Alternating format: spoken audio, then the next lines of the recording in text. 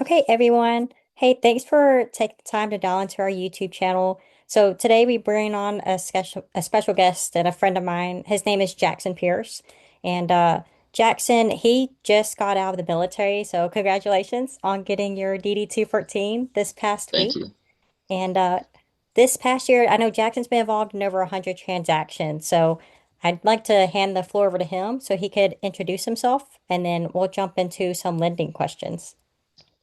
Yeah, hey everybody. My name is Jackson Pierce. Like Rose said, I got my DD 214 about 4 weeks ago. So it only took 4 weeks to grow all this. I'm coming out of active duty as an Army officer. Spent about 7 years in the Army as an artillery officer and then as a signal captain. Um, I started investing about 3 years ago. Kind of heavily. I bought my first couple of houses. Used my VA loan, lived in it for a little while, rented it out. And then I just kind of got curious about like how are people scaling? There's no way that people without VA loans are just buying houses for zero money down. How are they doing it? So 3 years ago is really when I started my real estate journey and just started learning as much as I could about it. Everything from lending to fix and flip to buy and hold, BRRRR, creative financing, and pretty much everything in between. So I've gotten really excited about structuring different deals and just different ways that you can make money in real estate. Awesome. Thank you for that. I think the first time that I actually met you, I saw that you were really active on Facebook. And so I decided to get on a Zoom call with you. It looked like we might have been sneaking out of work Yep. just to have a real estate call because we were both in uniform, like in the middle of the day. So Yep. love that. There were so many good nuggets. And I actually have a close friend of mine. His name's Eric, and a few other friends. They've been investing in real estate, but perhaps through REITs, and Hmm. they're not happy with the returns that they're getting. So I was kind of hoping I could just throw some of the questions that I've been hearing from friends to get your take on them. Yeah, absolutely. Okay, awesome. So I guess before we dive deeper into how private lending works, I think a lot of us are more familiar with just institutional lending or going Hmm. through banks. So could you explain why someone would use private lending versus traditional financing? Sure. So I'll talk about it from both sides, right? So me as the operator, the buyer, the borrower, the investor, I like to use private lenders for almost all of my acquisitions, all my acquisitions for sure, and then for the longer term financing, usually not so much. And there's reasons for that. So I like to use private money for my acquisitions because one, the acquisition is the most fun part of the deal. You go to closing, you start renovating the house or the houses. In the case of a portfolio that I just closed on a few weeks ago, you're putting furniture in for an Airbnb or for co-living or you're doing market analysis to figure out how much you should sell the house for. The acquisition is fun. So one, I like to kind of share that fun with my capital partners, and I just can't do that with Wells Fargo, right? Um, the other part of like and that kind of builds into like building relationships and being able to use people's money on multiple deals, but also it gives them an opportunity to make more money than they might make in a REIT, for example. So for people that don't know, a REIT is basically like a share of it's a stock that you can buy on Robinhood or any other stock market brokerage, and this REIT basically either lends or holds real estate, and that's where the returns come from. And that can be a very passive, very simple way to invest in real estate. You are an owner of the company that owns the real estate involved. Um, but obviously you're not, there's like layers in between you and the actual deal, right? You never meet the operator in a REIT. If you were lending in real estate, like it's you lending to a person that's doing a fix and flip, you would actually get to talk to them. You get to know what they're doing. You might ask them like, "Hey, send me pictures so I can actually see the work that's being done." So those are all cool reasons to lend, right? For me as like the investor, one, it's a little simpler, right? I can typically borrow from private money without having to produce tax returns, without having to produce, um, you know, like my W-2 and my pay stub and all of that stuff, right? Like having just got out of the army, now I have to figure out if I wanted to refinance my primary residence, how do I get a primary residence loan without having a good pay stub, right? So I just got to figure that out now. Um, that's something that if I'm using private money to buy a real estate investment property, I don't have to worry about that. And so for short-term financing, I really like using private money. Typically, I can pay my investors more than they would be getting from that REIT, right? So like a lot of REITs have like an 8% preferred, or some of them will offer up to like even up to 14% preferred. But that only works if they're performing well, right? If they are actually able to produce that return after paying all their employees and after foreclosing on houses they have to foreclose on and whatever they got to do. And a lot of them are just doing private lending themselves.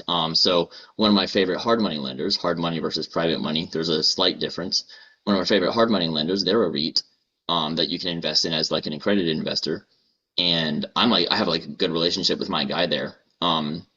But they're not Wells Fargo, and they only lend on fix and flips, short-term lending, and they charge me between 10 and 12% per like annualized, right? And so um, I would rather kind of pay that to a private lender with less docs, no W-2s, no taxes. I hate taxes. I don't have to produce like proof of my that I live at my primary residence. Like here's my utility statements. And it's just easier to build a relationship than it is with Wells Fargo or Mr. Cooper. And then on top of that, Wells Fargo and Mr. Cooper don't really have loan options for buying and renovating houses. A lot of times you have to go some type of private or hard money route anyways to get into the property in the first place. So That was a lot of information. Thank you so much. I could think of like five different ways to do it, spin that do it. conversation. Um, in the middle of that, you had mentioned sharing that opportunity with partners. And whenever I've Hmm. talked with other investors, some of them talk about becoming private money partners, vice private money lenders. Would Sure. you be able to kind of differentiate so I understand when one route makes sense? Yeah. So the main benefits of being a partner on a deal are that you're not really capping your return, right? So if you say, hey, we're going to go 50-50, one person's the operator, one person's the capital partner. That's not like a perfect structure, but as like an example, technically your return is capped at 50% of whatever the profit is generated in the joint venture, right? You're entitled to 50% of that, right? Let's say you structure it so like, hey, I get made whole first and then 50% of whatever is left is split half, 50-50. Like that's awesome. Your return is capped at 50% of whatever is produced. Um, that also includes losses though, right? So like not every deal is a home run, not every deal is a double or a single. Sometimes you strike out. And that hurts as the operator when I strike out. Like it's not fun, right? And it happens from time to time, and that's just the nature of doing business. If you're a partner on a deal, that can suck a lot, especially if you're the capital partner. I always personal guarantee my capital partners principal, Love that. even if it's not a loan, if it's like we'll basically write it as a principal only loan that I personal guarantee that it's kind of like, hey, like I will get you your money back, even if we're equity partners on this deal, one way or another, I'm gonna get your money back, even if it doesn't go well. If it goes well, if it goes great, 50% of a, 50% return is 25% of like gain, right? On the other hand, if it doesn't go well, I make sure you get your money out before I've profited anything on my other deals, right? And that's like an ethical question for me, right? Like it's not a legal obligation necessarily unless you write it into your documents. I just think it's something that you should do. On the lending side, I would argue that lending is probably safer because if the operator doesn't necessarily perform, you have a very clear recourse for getting your money out. You take over the property, you sell the property, or you refinance the property, and that's how you get your money out. As an PMP or private money partner, or an equity partner, if you will, it's not as clear cut. You have to kind of like sue to have a judge kick somebody out of the LLC that you're in, and I don't know how to do that, and I know how to find a foreclosure attorney and tell them to foreclose for me. And so personally, I feel like lending is safer.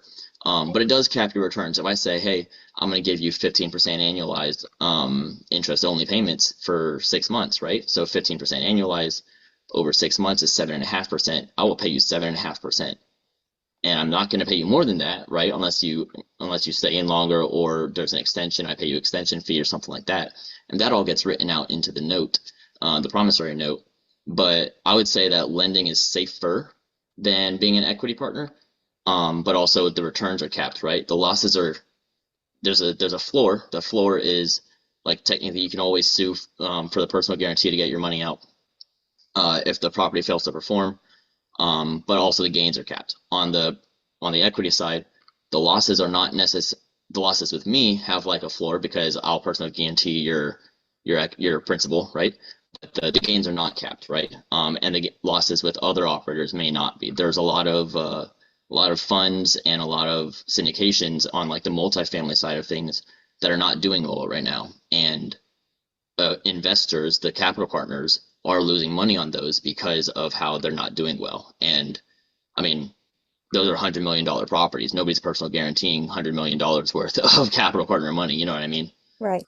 So that's like the main differences, I think. I like to be educational. So when I have lenders or just equity partners that are bringing money to the deal to go operate, like I'm gonna send them pictures and tell them like how it works and what I'm doing and why I'm doing it because it's fun for me to do that. I'll send them like walkthrough videos and stuff. And that's just how I like to do it though. So it seems like both are, well, they're both relational because this is Hmm. private money. You're not going through a bank. But it seems like the partnership is a lot more relational focus, and then the lending, it's a little bit more transactional. So For I sure. guess if depending on what a person's long-term goals are, if someone needed to, say, have tax write-offs, maybe they need to buy into assets. So is that whenever Yeah. PMP Yeah, is exactly. the And way and to that's go? a really good point. So if somebody based on their income levels or based on, whatever their CPA says, it's like, hey, you need to go buy properties. If you go buy properties, you'll pay less in taxes, right? That's like everybody's goal is to pay zero taxes. So when your CPA says go buy a house, you figure out how to go buy a house. Now, if you're looking for you want to go buy a house, you want to go invest in real estate, but you don't know how to underwrite, you don't know how to pull comps, you don't know how to you don't really know how to flip a house that needs flipping, and take advantage of like the forced value add and stuff like that. That would be something where being an equity partner would make sense, right? So you'd be an owner of the LLC with, let's say this with me, right? You'd be the owner of the LLC with me, and on your K1, it would include however much depreciation or whatever tax, whatever's the CPA wants you to have. And that would basically be like part of the profit, like the profit distribution. Be like, hey, maybe you want more appreciation than cash flow or more depreciation than cash flow because that's your goal. If you don't need cash flow to fund your lifestyle, but you're looking for ways to offset Uncle Sam, then maybe it's like, hey, I'll give you 75% of the depreciation and I'll take 75% of the cash flow or whatever that comes out to, right? Ask a CPA how that works because I'm not one and this is not financial advice. No, that's that's fair. I appreciate that. So PMP perhaps for those write-off benefits, but if you're just looking for good, like kind of more safer guaranteed returns than more like the PML Yeah, transaction, right? sure. Okay. Yeah. Well, I would say PML private lending is more of a safer guaranteed return, and then the PMP, which is more like equity partnership. There's a lot of different levers you can pull for that compensation, but at the end of the day, it's the performance guarantee is not as strong with an equity partnership because if the property doesn't perform and the market turns, like I'm personal guaranteeing your capital, but most people are not, right? And there's not really an obligation to. It's just I feel bad if I lose money. I've Um, seen very few people personally guarantee, and I've been yeah, asking around, so that's really awesome that your team does that. yeah. I mean, again, it's for me. It's like if it's something that's going to make me feel bad if I don't do it, then I'm gonna like tell you I'm gonna do it. And a personal guarantee is like I would feel bad if you did a deal with me and you lost money. So I will like hell or high water, you're gonna get your money back. That's just like my like moral, like ethical belief is that like you should do that as the operator. Now again, on a syndication with $100 million assets, like that doesn't that doesn't even make sense. Like nobody's out here personal guaranteeing $100 million. Yeah, And that's just how it is, right? So that's part of why like as a fix and flipper, it's a lot easier for me, right? I do fix and flips and I do fix and holds.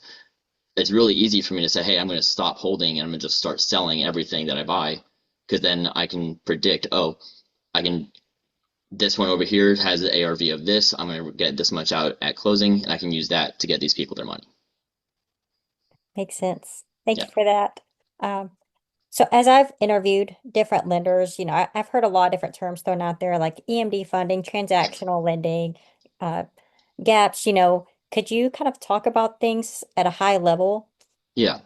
yeah, yeah. So, and really at the end of the day, it's all lending. It's all you're sending money to escrow for somebody to go use to do a transaction, right? And so gap and private money lending and all of that is really it's all just like a bucket of I'm sending money to somebody, they're going to pay me a return and give me my money back. EMD lending and transactional funding is more specific to, like in terminology, it's more just like, oh, this money goes to escrow and it never leaves escrow, and the escrow holder holds on to it until the deal is done, and then it comes back. Those are a lot more complex than hey, send money to escrow, they record a lien against the house, and then the money gets sent like dispersed to whoever needs to get dispersed to. So like it's definitely not something I'd recommend on somebody's first deal. What I if I was to borrow from somebody who is new to things, right, and they were like, hey, I want to make like a 15% annualized return, but I don't really understand like EMD funding and what's the difference between EMD and due diligence, what's hard EMD, what's transactional, what's a double close.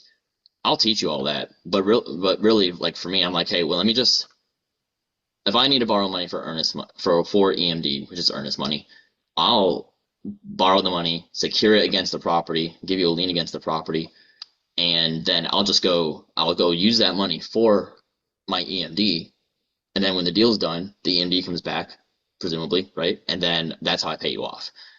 And for me, it's because that's just like simpler. I'll still teach somebody like the whole thing, but if they're not really interested in making like a larger business out of it, then it probably isn't something that's necessarily worth mastering when there's the simpler version of, hey, let me just send this money to escrow, they'll record a lien against the house, they'll disperse the funds, you go use it for what you say you're going to use it for, because to use it for something else would be fraud. Which a lot of people don't realize is that you can say that you have to use the money for these like specific items, whether that's operational expenses, rehab, purchase, earnest money, etc. You can hold your borrower to that from like a legal perspective. So that's how I would do it. If it was somebody that's new, not necessarily like wanting to make a full time business out of it, and they just like want to make a 15% return, or even up to depending on like the type of deals, right? I mean, you can go higher. I think 15% typically beats most people's like high yield savings account, their bonds, their stock market usually, right? Unless they buy at the bottom of COVID. um, and so I offer like 15% annualized on my private lending to my private lenders, and then I'll go use the money for what I tell them I'm going to use it for, and then I'll put it back, and it's just really easy that way. I like how you meet people where they are and you don't just Hmm. try to shove education down their throat. If they want to be a little bit more hands off, you give them the Yeah. option to do so. It, don't get me That's wrong. I'll talk, right? I will teach, and it will be really fun for me. But like in the interest of not just time, but also just like in the interest of what are you actually interested in? Like, do going through all the steps of going through like, hey, the title company needs this document. It's a mutual release state versus not a mutual release state, and if the EMD goes hard, then it's gone. If the deal dies, and I'm just like, well, I can just secure you against a property that I can always just go sell, and then I don't have to worry if the earnest money goes hard and the deal dies and the seller takes the earnest money. That sucks for me, but I can just go sell my property and pay you back. So what does that mean? if the earnest money goes hard? Sure. So when you deposit earnest money, usually there's a due diligence period. And inside that due diligence period, the buyer can generally back out of the contract for typically a lot of times there'll be like something written about inspection or appraisal or financing or whatever. But really any reason they want, they just have to say that it has something to do with the inspection. Um, like they could say, oh, the roof was older than I wanted it to be, or the I had somebody back out of a purchase one time because they said the roof was leaking, but there was no proof of a leak. Like the ceilings weren't wet, there's nothing. They just didn't want to buy the house anymore. And they got their earnest money back. And so that earnest money is soft. If you go past the due diligence period end date, the earnest money becomes hard. And what that basically means is outside of seller default or like inability to produce a clean title or something for the property, that earnest money is not refundable. So if the buyer backs out, then or if the deal falls through because buyer can't get financing or the seller doesn't want to extend, even if the buyer is 24 hours away from getting clear to close, the earnest money gets released to the seller. And so Got the it. buyer has effectively lost that money at that point. So that's the primary difference. That's like that gets into like very technical, like reading the contract to make sure that is the earnest money hard or soft. And as the operator, I have to know like when does my earnest money go hard and soft. But as a like again, if somebody was lending to me and they weren't already in the space, I would kind of explain it to them, and then I would say, here's a collateral property, put the money against this house. If the earnest money goes hard, I'm selling this house. Like that's just what I'm going to do. Okay, thank you. That was a really good explanation. I appreciate that. Sure. So, how do people protect themselves? It seems like you're given all the reasons to not jump in and do this on your own, because it seems like there might be a lot of fine print that someone overlooked. But I guess what documents are protecting the So lender? yeah, so for private lenders, I did like a really long post earlier with somebody. I was asking like, hey, what do you you're doing a PML, private lending deal, what kind of things do you need? The number one thing I like to say is that a borrower that has integrity is going to beat bad underwriting, and that's where that personal guarantee comes in. So even if you don't know how to underwrite, even if the market turns, I had a flip in an area of Augusta this year that like the zip code is kind of a minefield. There were comps, very solid comps within a quarter mile, for a sale price of 270. I had it on market at 270, 260, 250. Something went on the market at 290 as I'm dropping my price, and this other house was smaller with less bedrooms. So it didn't make any, there's like no rhyme or reason to it. That deal did not go well for me. That personal guarantee says even if I have to sell at a $60,000 loss, I still have to come up with the $60,000 to pay my lenders. That's what that personal guarantee is for. Um, but as far as like protecting yourselves, right? You really like bad underwriting can be beat by a good operator with integrity. Good underwriting won't always be a bad operator. And so number one is going to be like vetting your borrower's track record. And that can be in the form of looking at their settlement statements, having them show you a couple of projects that they're currently working on or that they recently finished so that you can say like, oh yes, they're not just like once a year doing a fix and flip. They actually have the experience and they have the team built out to go do multiple, right? If they don't have HUDs, Because they're duds. Like you just yes, don't. yes, Okay. exactly. If there's Okay. no HUDs, they're duds, right? Okay. A HUD, and for everybody that doesn't know, but the HUD is a settlement statement, which is like the receipt that says you bought the house or were involved in the transaction. Um, so that's number one thing. That's just like my personal opinion is a good operator can beat bad underwriting, right? Number two is your documentation. So whenever you're lending on a piece of real estate or really in anything, right?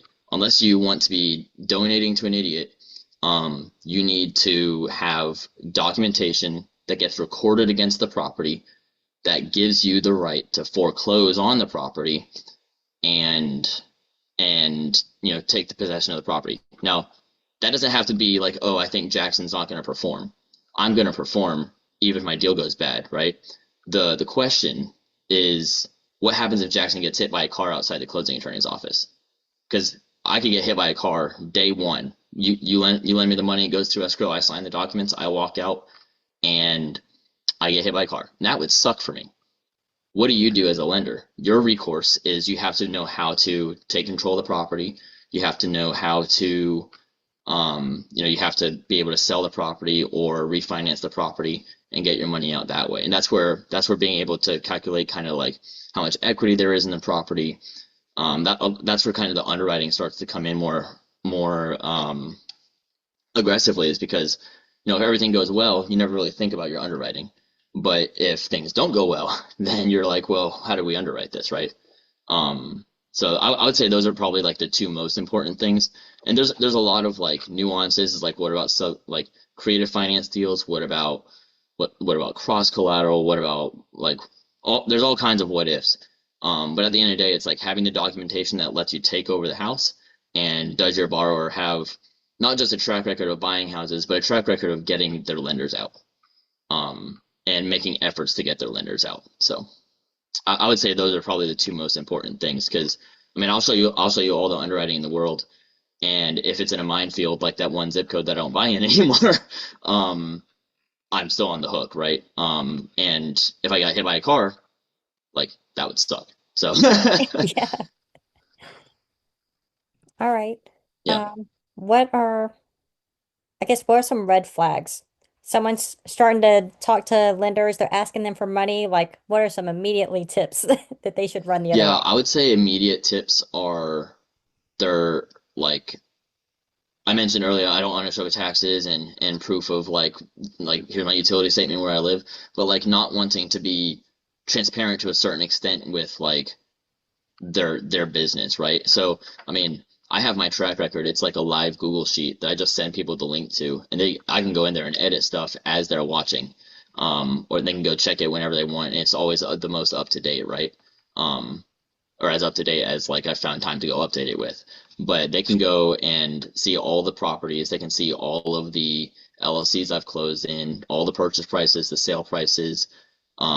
If it's something where I refinance, like I'm at a point where I'm starting to hyperlink all of my HUDs onto the sale date or the refi date, just to prove that it happened, even if the public record is behind. Because for me, I want people to think that I am the most transparent, because the more transparent you are, the more people are going to trust you. If they don't think that there's anything possibly you could be hiding, then they're going to like want to do deals with you, because at the end of the day, that's what matters, right? So if so I mean that's what I have, right? Is I'm like super transparent. I'll show you proof of funds. I'll show you my current properties. Like here's a Google Drive full of photos from a property I took pictures of yesterday. Here's a Google Drive full of photos from a property I sold last year, and here's the settlement statements to prove that I did that. Here's a reference from a private lender on a deal that didn't go as well, and here's a reference from a private lender that did go well, because I want you to have the full scope of like who is Jackson as a business partner. So Yeah, transparency is everything. I for know you're sure. not a CPA. I have two tax related questions for you though. Okay, Okay. I have two non-financial advice answers. That's fair. That's a good disclaimer. So, do you need to have an LLC to get involved in lending? I would say no. I wouldn't say so.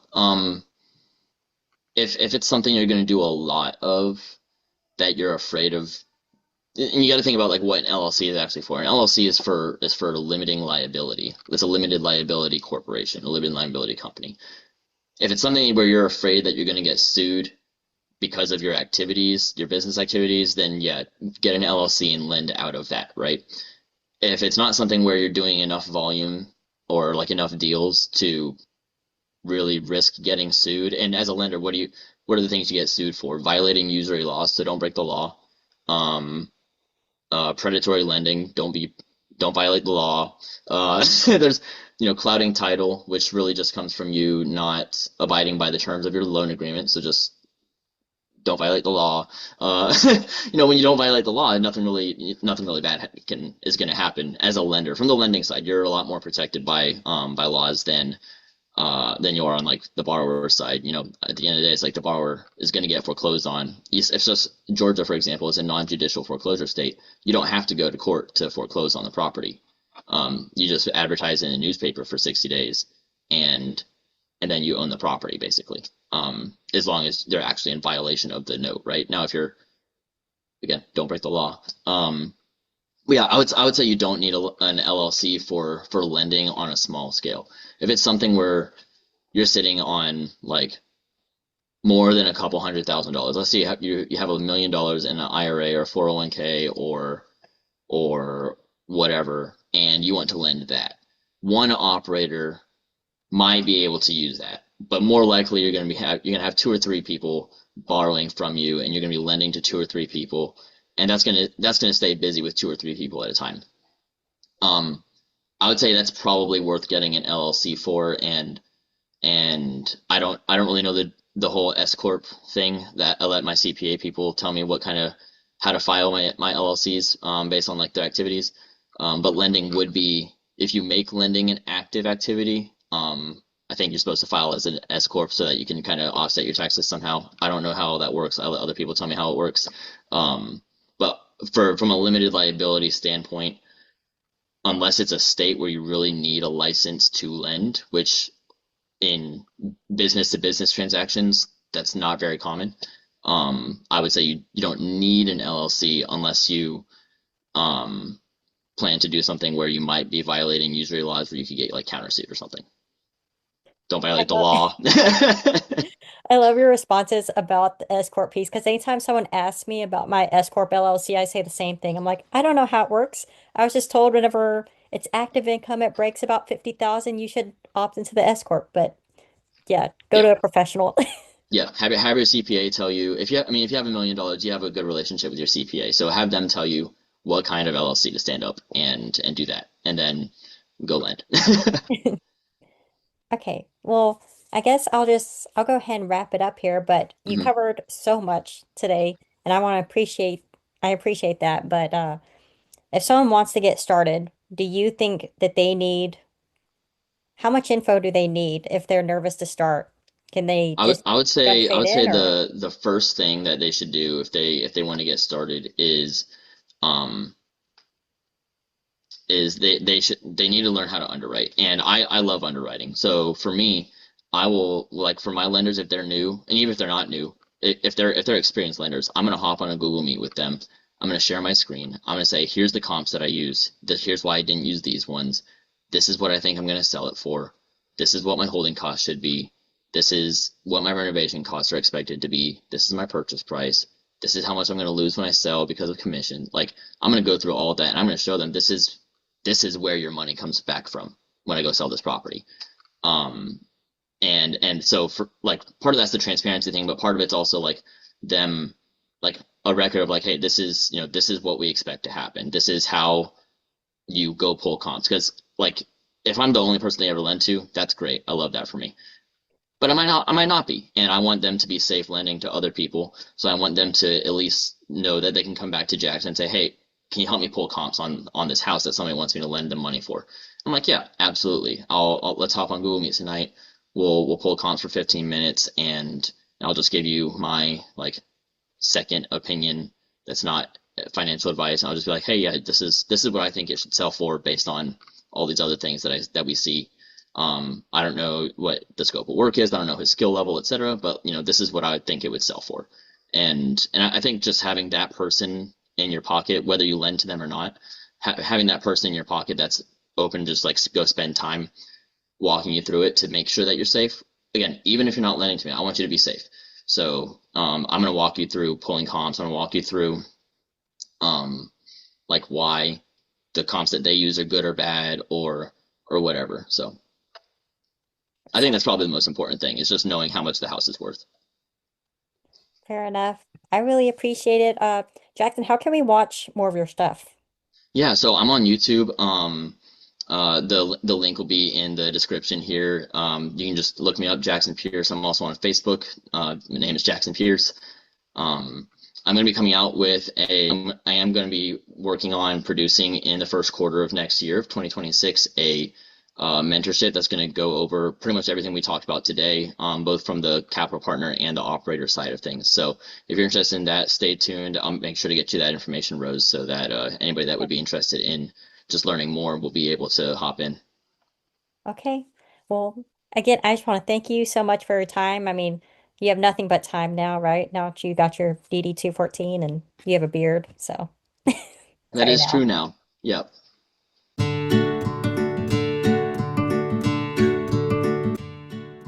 Not sure what's going on. Okay. All right. I think we have some technical difficulties here. You were frozen for the last 10 seconds, so I don't know what you said. Oh.